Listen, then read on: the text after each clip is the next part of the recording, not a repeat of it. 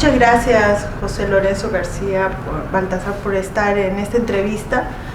Siempre es un placer poder conversar sobre gestión del conocimiento, y más con una persona que ahora ya no solamente lo habla, sino que ha hecho una investigación sobre esta temática que está muy relacionada al ámbito de actuación de la gestión del conocimiento, la inteligencia colectiva. Entonces, la primera pregunta que le hago es, bueno, ¿qué es inteligencia colectiva? Bueno, inteligencia colectiva, lógicamente, como dicen los mismos términos, lo que hace es que suma dos partes. Una que es la misma inteligencia y después la colectiva, que se refiere a grupos. Inteligencia que, si lo miramos, por ejemplo, miramos la definición de la Real Academia Española, haría referencia a personas, individuos, a capacidades, a conocimiento y a decisiones. Pues bien, eso llevado a los grupos, hay diferentes aproximaciones, hay diferentes definiciones. Yo me quedaría con una de ellas que dice algo así como que la inteligencia colectiva es la habilidad de los grupos para realizar funciones de forma inteligente. Hay otra definición que yo también destacaría, que me parece relevante, sobre todo porque cuando hablamos de inteligencia colectiva, que es un concepto que no es nuevo, hace referencia al mundo, por ejemplo, de la biología. Todos conocemos cómo las hormigas funcionan, cómo funcionan las abejas, con esa inteligencia colectiva que tienen. Aunque no es así, es verdad que es un concepto que ha tomado importancia en la última década, y lo toma justamente por las posibilidades que dan las tecnologías de la información y la comunicación.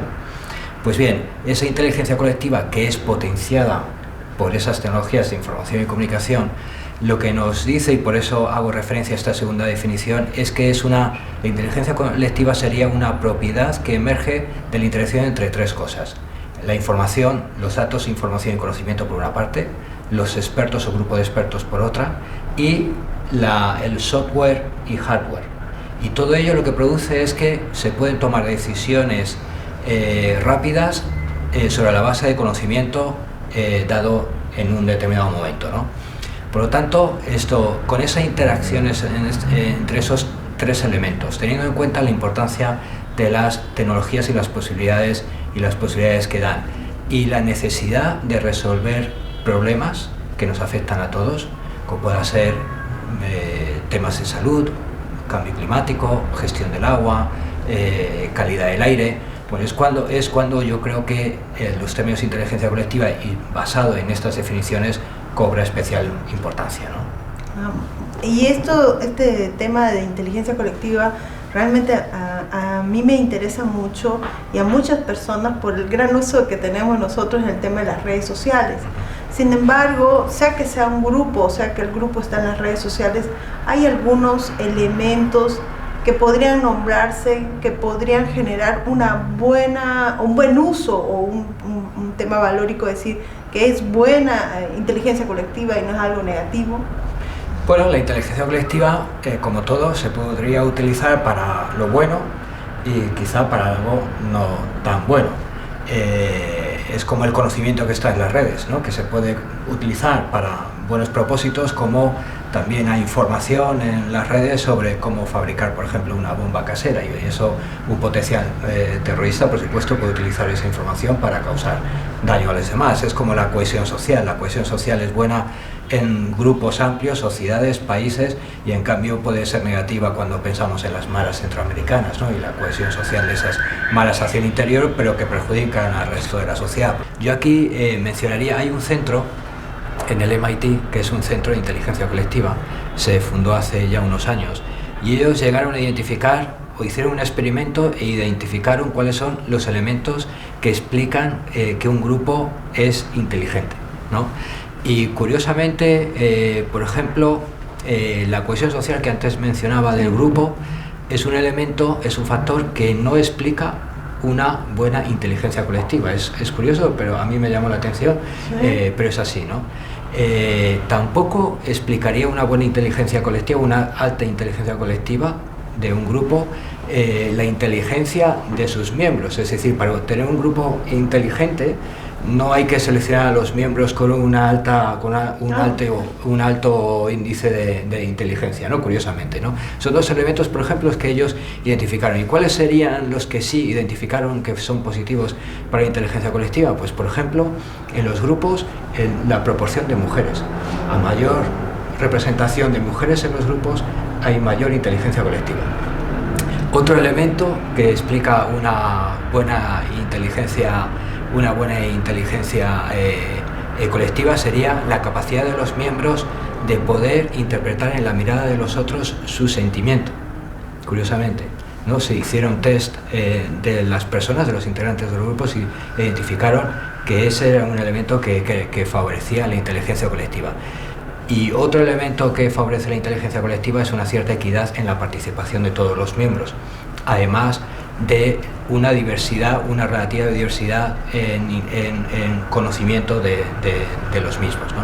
Bueno, pues estos tres elementos son los que, según el MIT y este Centro de Inteligencia Colectiva, explicaría un alto nivel de inteligencia colectiva de los grupos. Y la conclusión sirve tanto para grupos que están trabajando entre ellos cara a cara, como para grupos que colaboran entre ellos, personas que colaboran entre ellos en la distancia, a través de las redes, ¿no?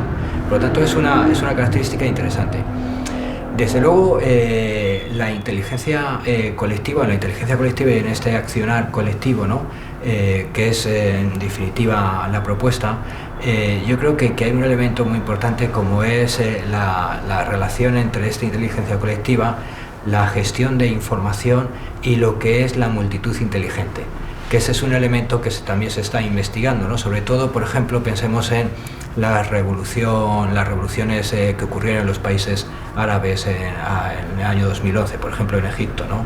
De qué manera esa inteligencia colectiva y el uso de las redes sociales, el uso de los teléfonos celulares, ¿no? Servía para, teniendo en cuenta una multitud inteligente, ¿no?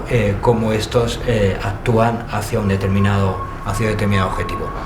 Esa relación entre todos estos elementos, pues otra vez nos dan más casos, ¿no? En ese momento, pues era articular una determinada protesta y un determinado enfado de un determinado sector social en unos países a favor de un cambio político. Pero, como digo, y volviendo otra vez a si se puede utilizar para el bien o para no el bien, ¿no? Esa misma capacidad de la inteligencia colectiva se puede utilizar para asuntos que comentábamos al principio, ¿no? Como es una mayor salud pública, o es una mayor seguridad pública, o es una protección del medio ambiente, etcétera, ¿no? Hay una serie que se llama Inteligencia Colectiva, que la idea principal es de que el público trata de encontrar a la persona que ha sido un asesino y demás, y todos se comunican por medio de las redes, ¿no? Entonces, por eso le preguntaba, porque también en esta serie y en otros casos de grupos, movimientos que hay, uno intenta ubicar los aspectos claves que van a dar éxito a esta inteligencia, ya sea como uso o como espacio. ¿Cuáles serían esos aspectos claves? Claro, por eso, de estos elementos que el MIT identificó como que favorecen la inteligencia colectiva, son muy difíciles de ser gestionados, ¿no?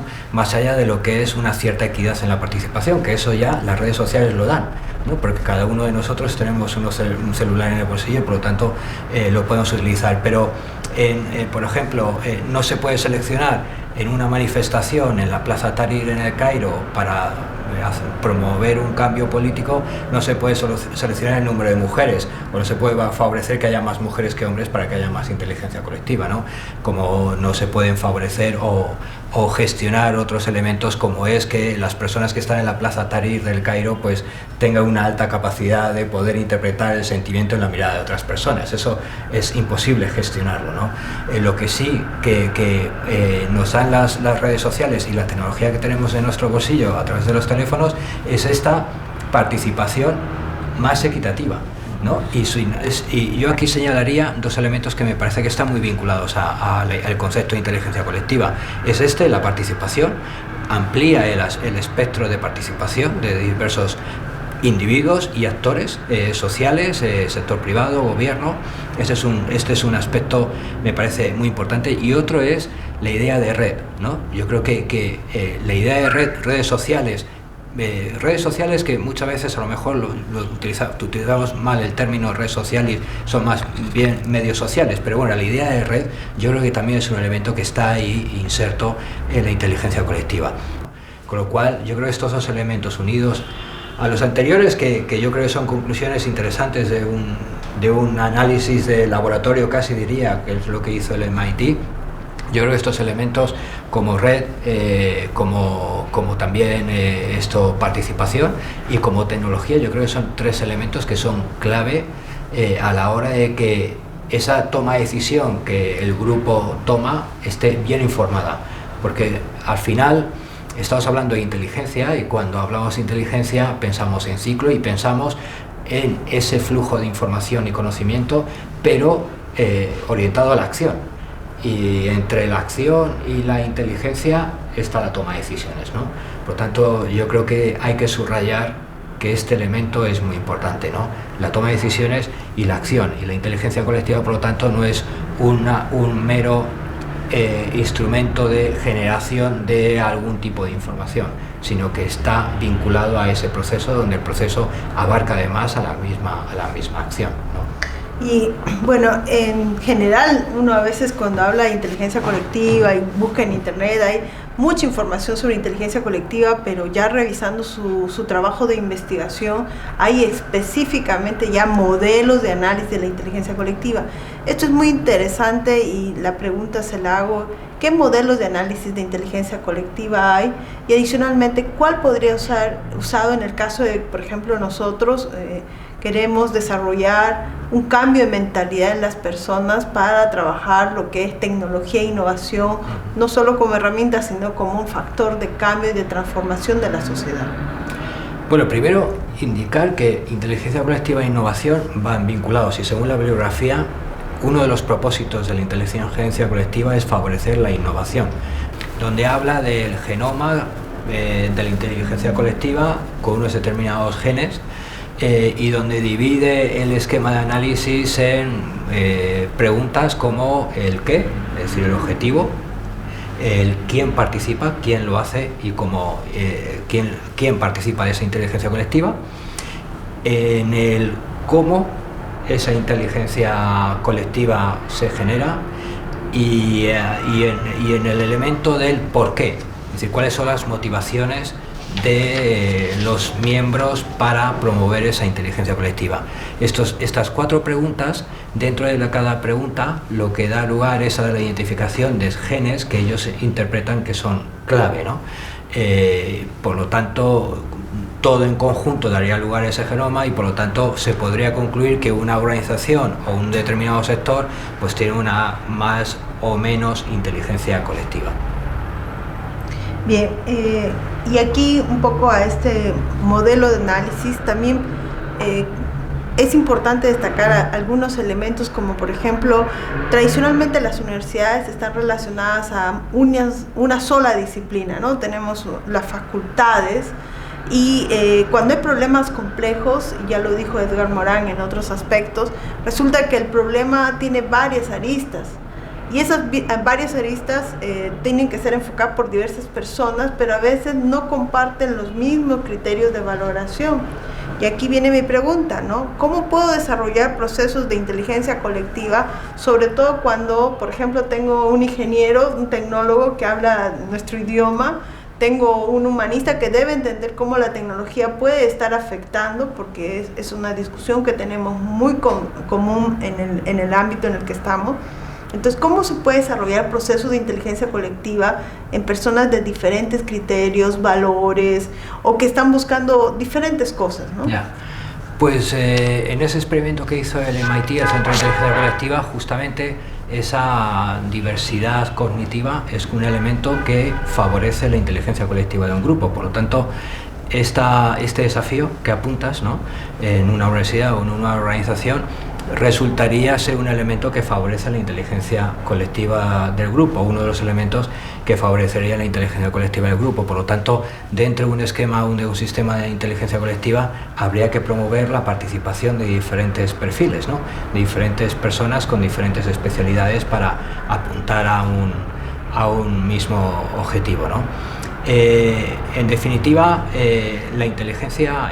dentro de la inteligencia colectiva yo creo que hay que tener en cuenta, además, para realizar cualquier acción, ¿no?, que dividiría otra vez entre la inteligencia colectiva misma y la acción colectiva, yo creo que hay que pensar en términos de ciclo, ¿no? Y me parece que el término ciclo nos puede servir para entender que hay unas determinadas fases a realizar, que debe haber, volviendo otra vez a aquella definición de estos tres elementos emergentes, que debe haber un grupo de expertos. O sea, no significa que la inteligencia colectiva sea algo anárquico, sino que debe haber un cierto grupo de expertos que sean los que dirijan la inteligencia colectiva para justamente una de las preguntas que se hace el MIT también sobre el genoma, ¿no?, que es el qué, ¿no?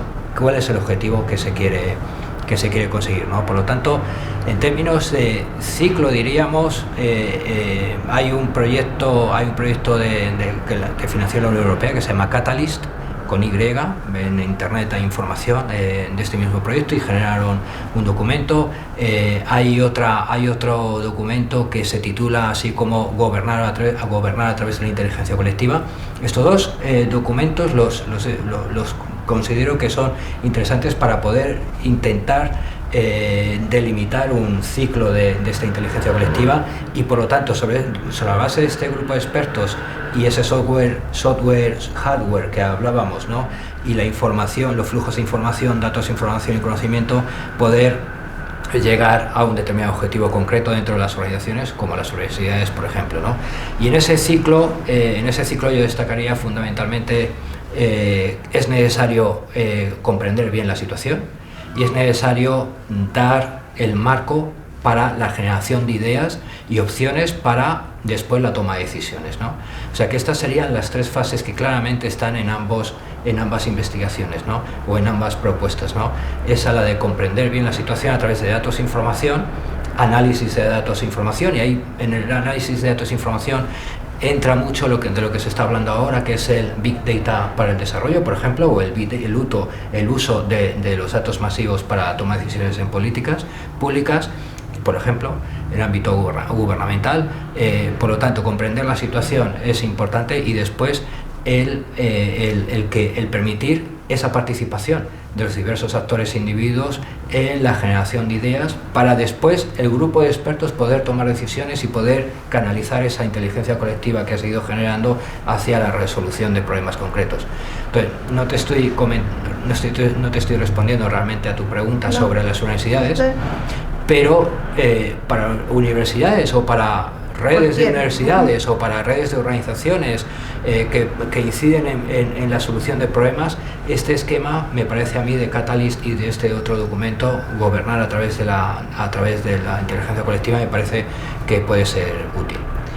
Bien, y aquí hay un tema, ahora que estoy en el mundo de empresarial y demás, que nos está pasando a los que somos académicos, que venimos de entornos donde los valores, los principios son normales, están estándares, y de repente entras en un mundo donde está Chomsky con persuasión, o hay valores o antivalores en algunas disciplinas o en el ámbito de negocios, que es muy común.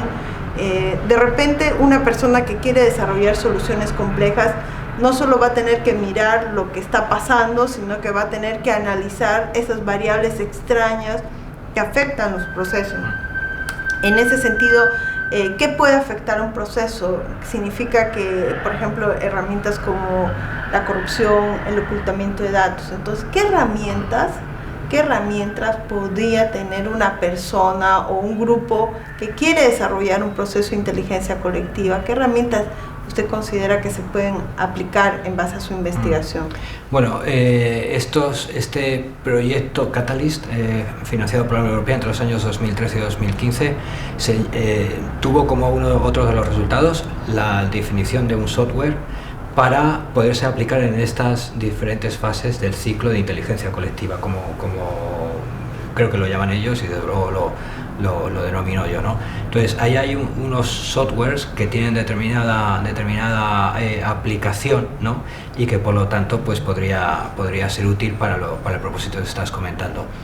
Un comentario adicional a esto es que en esa ocultación a veces de datos, en esa falsificación otras veces también de los mismos datos, ocultaciones, falsificaciones que a veces los gobiernos o algunos gobiernos promueven justamente para no dar a conocer cuál es la realidad. A mí me parece que la inteligencia colectiva y la sociedad civil tienen una herramienta importante para poder desenmascarar a quien está enmascarando una determinada situación y para movilizar a través de la participación y a través de estas tecnologías que tenemos todos, para poder movilizar un determinado conocimiento y poder incidir y poder intentar resolver problemas que a ese grupo o a cualquier otro le puede estar preocupando, ¿no? En ese sentido, por ejemplo, en ámbitos que a veces yo soy muy crítica de los medios de prensa porque según lo que indican ellos están de alguna manera reflejando la sociedad, pero en cierta manera puede ser que reflejen la sociedad del siglo XX, no están reflejando el actual ciudadano que está empoderado, que queremos hacer, pero que a veces somos grupos muy reducidos, ¿no? El campo de la tecnología, a veces nos reímos porque queremos desarrollar, ayudar a las empresas a que desarrollen, pero somos muy pocos que piensan así. Según un estudio TICS, los geeks que nos llaman somos el 11% máximo de la población, y eso se implementa al 33% con los hiperconectados, los que están en varias redes. La verdad es que en la inteligencia colectiva, en las redes sociales, en el mundo que vivimos hoy, las fronteras se van disipando, ¿no? Y las identidades incluso, ¿no? A veces las identidades ya no solo son nacionales, sino que uno se identifica con gente que está en las antípodas porque les gusta determinadas cosas en común, ¿no? Tienen gustos en común, ¿no? Efectivamente, estamos en 2019 y todavía uno ve que hay mentalidades y soluciones del siglo XX que se quieren seguir aplicando al siglo XXI, y esto la verdad es que va a ir erosionándose. Los medios de comunicación, ¿no? Más tradicionales, lógicamente, pues siguen manteniendo su cuota, digamos, de mercado en ese sentido, pero que van a sí mismo también siendo erosionados por la información que fluye y que no pasa a través de ellos, con los problemas también que tienen con todo el tema de las noticias falsas y bueno, pues lo que ahora se viene un poco esto, digamos, denunciando como un problema contemporáneo, ¿no? Que es el no saber realmente si lo que circula por WhatsApp, por ejemplo, pues es cierto o no es cierto, ¿no? La posverdad, que es el término que se le está dando en algunos medios, ¿no? Por lo tanto, esto, efectivamente, la inteligencia colectiva con su participación lo que un poco viene también a hacer es a marcar una realidad, la de hoy día, y efectivamente a un poco chocar con algunas estructuras que vienen del pasado. A nivel regional, por lo tanto, como a nivel global, la inteligencia colectiva pues es natural, ¿no? Las fronteras se disipan, en América Latina y el Caribe todavía más, teniendo en cuenta la afinidad cultural, lingüística que existe entre unos sitios y los otros, de manera que las fronteras casi que se convierten en algo artificial, ¿no? Y como en eso de la inteligencia colectiva decíamos antes que participación y redes son dos elementos que son innatos a la inteligencia colectiva, no solamente es que no se puede hacer, sino que es que se debe hacer, ¿no? Más allá de lo que la política o los estamentos más tradicionales a uno le indiquen, o las dificultades que esos estamentos le puedan a uno producir. Por lo tanto, yo creo que más que desanimarse, yo creo que hay que animarse a que la sociedad civil participe, que la sociedad civil se vea a sí misma como un elemento de resolver problemas y que utilicen los medios que tienen a su alcance, como son estos simples de los que estamos hablando, para justamente producir esos datos, información o conocimiento en el momento, para favorecer la resiliencia de las sociedades y para ser elementos de cambio, ¿no? Y yo creo que este concepto de inteligencia colectiva puede ser un concepto que ayude un poco a enmarcar estos intereses y estos anhelos de las sociedades de nuestra región.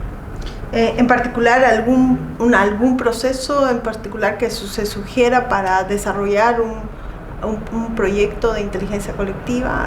Bueno, a nivel regional, yo lo que intenté hacer es ver en las redes regionales de política pública, que son más formales, donde hay diferentes ministerios representados de los países de la región o de la subregión. Normalmente estas redes regionales de política pública, una de sus misiones principales es el intercambio de conocimiento. Es el propósito, uno de los propósitos principales a los que ellos aspiran, ¿no?